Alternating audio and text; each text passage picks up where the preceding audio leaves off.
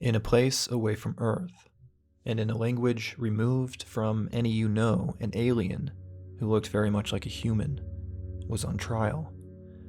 He stood exhausted, dejectedly in the cold shadow of the High Judge, who sat atop his gaudy throne. The judge, peering down at the man, spoke. "Mr. TyforbsaQuill," he squeaked. The gold tassels of his authoritarian purple cape vibrated to the sound of his voice that split the metallic air. "You are hereby charged with murder.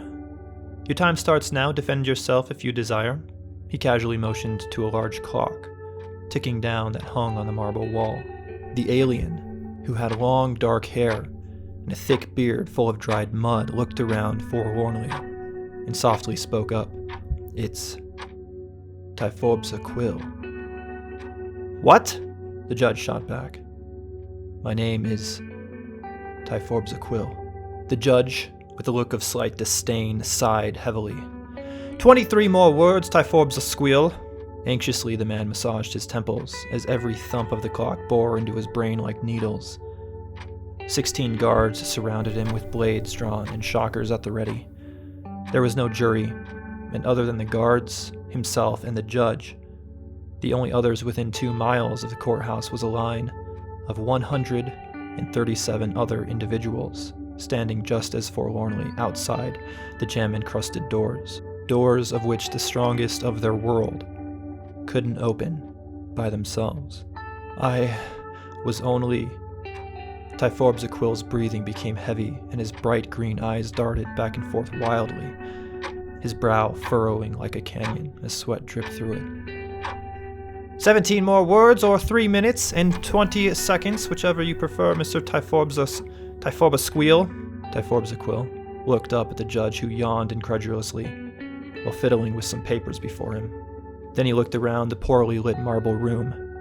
To his right and to the judge's left, there were 3 wooden doors on the ground floor covered in cobwebs and dust. In iron words framed above each, one said, "Not guilty."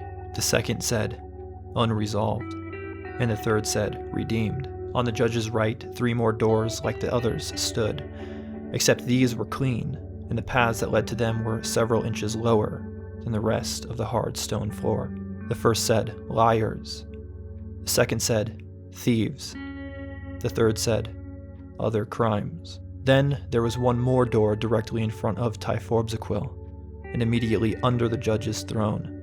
This one was clean as well, perhaps the cleanest of all. It said, "Murderers." TyforbsaQuill had only 1 minute left to speak his piece, and apparently only 17 more words. He didn't know if it would do him any good, but he had a choice to make. Speak up and defend himself against the charge of murder brought against him, or say nothing at all and stoically accept his fate. And you, my dear phantoms, have the power to decide what becomes of Mr. TyforbsaQuill. What do you think he should do? If you are a patron under the Phantom tier, you can help decide by taking this Moonlit Multiverse poll right now. As soon as I get 11 votes, I will choose the most popular decision and continue Mr. TyforbsaQuill's story.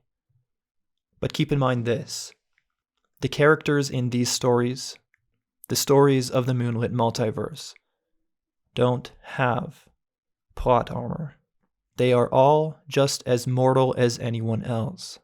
In fact, maybe they are more susceptible to death, since you are controlling their fate. So, phantoms, what's it going to be? Vote now.